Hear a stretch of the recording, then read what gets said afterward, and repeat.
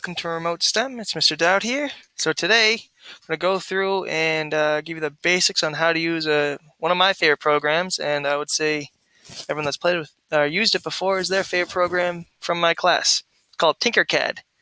It's from the company called Autodesk. It is a 3D modeling program. It's what I used last year to do 3D printing and whatnot. Like I had 7th grade build houses and 8th grade built bridges, and we're able to 3D model and print them off. So this is just going to be a tutorial on how to get onto there and where are the basic tutorials on how to use the program. All right, so what you're going to do is go up to the search bar and type in Tinkercad into the Google search bar. It'll come up as this. It's that colorful logo there. And obviously I am already logged in. So actually, let me log out here so I can show you guys how to get in. So you're going to go up and you can say you're going to press the join class button. Okay. And I'll give you the code. It'll be posted in the assignment for you, okay? I'll show you the link that you're going to be using. Okay. So once you get in here, you're going to come to your main page, your dashboard it's called. And this is where you can go through and all your designs you've made or opened up before have been put. Like here's Tamara's house from last year. Okay. Anyways, so once you join the class, you'll come to a page that looks like this. And what I'm going to have you do for this first class is just get comfortable using Tinkercad. Depending on how long it takes, I might give you a day or two to do this. But what you're going to be going over is to this button that says Learn. Okay? And that's going to be Starters. Make sure this is clicked on 3D, not circuits or code blocks, okay? For 3D. Then you're going to press the See All Starters button. And all of these, so there's a total of 7 starters. I want you to go through and use all of these, go through all the steps on it, so that way you know how to actually use the program itself. Okay, especially this one, the grouping button. It's very, very important for you to know how to use that. That's how you're going to make different shapes and whatnot, and make windows in your house, and kind of manipulate the you call it the 3D model more. Okay, so this is just the starting point for you. So after you get through this, I'm going to go ahead and have a more in full tutorial on my next lesson, okay? But I just want you to go through on these 7 starters just so you can get comfortable with using Tinkercad. Okay, that is all for today. Hope you have a good rest of the day. Happy Monday.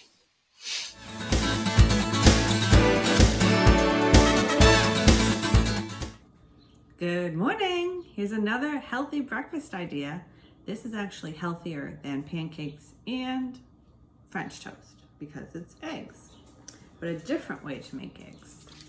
So first, you're going to take an English muffin or 2 pieces of bread and put them in the toaster. I can't even toast anything anymore without thinking of that song Mr. LeMay played. How funny was that toast song? Okay, so I'm going to put these in the toaster.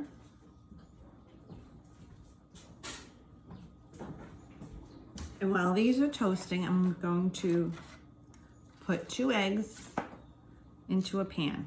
And I'm going to cook them, and eventually I'm going to make an egg sandwich. Okay, so I put 2 eggs into a pan, and I'm going to cook them over easy. So they're going to be different than the omelet, and they may even... that yolk in the middle, the orange, you're going to try to not break it when you flip it, but if you do, it's not a big deal because it still tastes good. Okay, so it's starting to cook around the edges, so I'm going to separate the 2 eggs and then flip them on to the other side so they can cook. Okay, so I flipped the eggs and they're cooking. Okay. And I'm going to add cheese to it in a little bit. Right now it's on low heat. because you don't want them to burn or cook too fast. Also, I did spray the pan so they wouldn't stick when I flipped them. All right, the toast is still in the toaster cooking. Okay, I'm gonna flip them one more time in hopes that I won't break the yolk, but if I do, again, it's really not that big of a deal, at least to me. Some people don't like the yolk, which is the runny yellow part. Some people like to cook it all the way through. Depends what your preference is. So I'm gonna flip it over and then we're gonna add the cheese. Okay, so I flipped it over. And I'm gonna add the cheese probably to one of them because I have 2 eggs here. So if I add the cheese, then I can put the eggs on top of each other because it's a sandwich. Actually, you know what? I think I'm gonna split the cheese and add half to one and half to the other. Any kind of cheese will do. American, Swiss, white, orange, whatever. Okay, so now the cheese is gonna melt. I'm gonna shut the oven off because I don't want the egg to cook anymore. I'm just gonna have the cheese melt into the egg. Now you're not gonna flip it because if you flip it, then the cheese is gonna burn and it'll ruin it. You're just gonna leave it as is and let the cheese cook and melt into the egg. And actually, you could do 2 sandwiches out of this because there's 2 eggs and 2 slices of cheese. So at this point, our toast should be popping up soon. I'm gonna go check on that so it doesn't burn.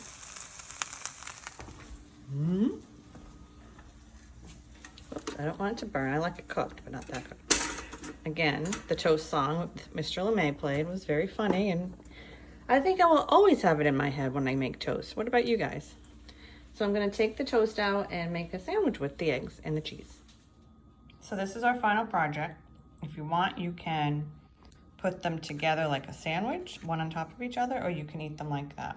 So when you cut into the egg and the cheese, the yolk's gonna be a little bit runny, which is, I always liked because of the toast, and it kind of makes it taste better because you can kind of, you can wipe up the egg with the toast. Just tastes better.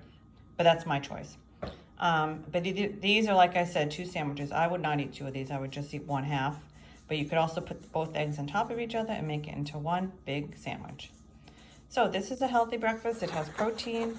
It's healthier than the pancakes and the French toast I cooked last week. But if you're looking for something to probably sustain you longer, or if you work out, or if you are really hungry, this will keep you full longer, at least till lunch. Oh, I almost forgot. You could also add ham onto this, or bacon to make it, or salami even, to add more protein. And that works as well. You can add it while it's in the pan, or you can add it on afterwards. So it's whatever you like to put on your eggs. Enjoy. Hi guys. So the last time I was talking to you about this artist from Guatemala named Efrain Recinos. And my assignment for you was to find out 3 facts about him. I told you a little bit about him. He is an artist. He was a painter. He was a sculptor. He was also an architect. There he is with some of his art. So I wanted to tell you a little bit more about him, and I'm happy that you guys found out some facts about him as well. Some of his influence on his art was images from ancient Mayan art. So he lived in Guatemala, and Guatemala was kind of a central area to the ancient Mayan civilization. It's where that civilization developed in that area. And he, I believe, was born in about the late 20s, and he lived up until 2011. So he was a modern day artist, but he used old ancient Mayan art as an influence for his art. So when you look at some of the images of his artwork, you may see, or you may not, but you may see some of the influence. The way he would paint, he had like all these little tiny little shapes, it almost looks like splattering or like little circular shapes. And that reminds me a lot of the stonework that is seen here in this Mayan artwork. He was influenced by a few things. Ancient Mayan art. He was also influenced by his dreams. Now we've heard that before with a lot of other artists that we've looked at. Salvador Dali, Clara Ledesma, even Alexis Diaz. So it's interesting that a lot of artists are influenced by their dreams. Now, take a peek at this. Another thing that I found out about him is that a lot of times the figures that he would draw, he would make the head of his people and figures, he would make the head similar to the shape of the map of Guatemala. So his characters would have a little bit of this shape going on. I don't know if you sort of see it here in that image of his artwork. I see it a little bit here, definitely here. So I thought that was very neat that he used the shape of Guatemala, the top part, in his artwork. So I made a drawing in the style of Efrain Recinos. Take a peek at that. And I also made the head of my person look a little bit like that map of Guatemala. I don't know if you see some similarities there with that shape. So I thought that was very interesting. Efrain Recinos, also, I told you he was an architect as well. He actually built an outdoor theater in Guatemala. It's in Guatemala City. And he has a lot of murals on many buildings. A lot of the government buildings in Guatemala City have murals that he made. So he was a very famous artist in Guatemala. I hope you guys have enjoyed looking at his artwork with me. If you want to go ahead and make some sketches with a pencil and make something that looks like his style of artwork, you can do that. So I just made some figures.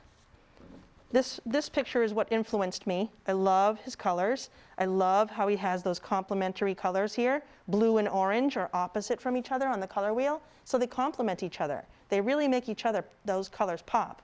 The blue makes the orange pop, the orange makes the blue areas pop. Just looks really nice. So again, he was a sculptor. That's him. He was a painter. He was an architect. He was a muralist, like Alexis Diaz. So he did a whole lot of stuff. He was a pretty interesting guy. I can't wait to see some of your sketches. Bye.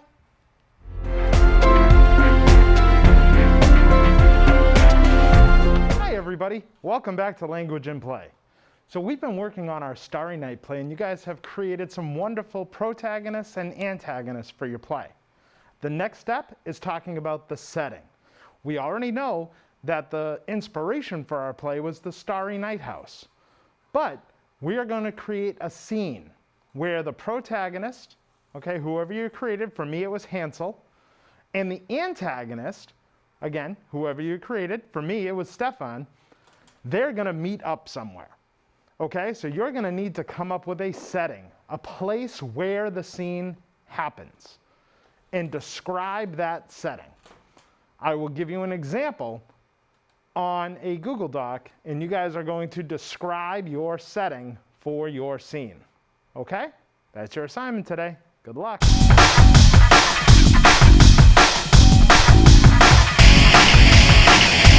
What's up, Gators? I'm Mr. Amin, and this is Miss Reedy. As you can see, we're still working off one mic, so I will speak today. All right, hopefully you had a great weekend, but now it's time to get back to work. Okay, so today what we're gonna do is we're gonna combine some cardio with some upper body muscle training. Okay, Miss Reedy's gonna be doing a set of jumping jacks, and I'm gonna be working with some weighted jugs. Today with me, you're gonna work on your shoulders, your back, and your bicep. make sure that you have the proper form. Don't go too fast, and we're going to be doing 12 rep sets. We're going to do 5 sets, okay, of cardio and then weight training, all right? So we've got to make sure you go get your jugs, okay? We'll give you a minute to get ready, get started, all right? We'll be on our way. Another week, we can get training.